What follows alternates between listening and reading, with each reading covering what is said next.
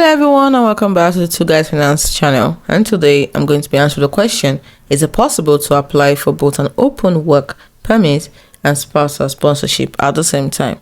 And the answer is yes, but the specific conditions depend on your situation and the country you are applying to. In African countries, the process for spousal sponsorship and work permits can vary greatly depending on the country, as each has its own immigration policies.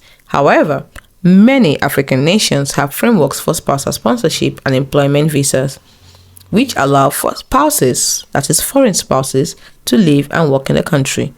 Today we're going to concentrate on Nigeria. You can check out our other videos for other countries. We also have for not just African countries, we have videos on how to apply for spousal sponsorship and work permits for Asian countries and even the United States, the United Kingdom, and Australia. So you can check them out. So let's concentrate on Nigeria.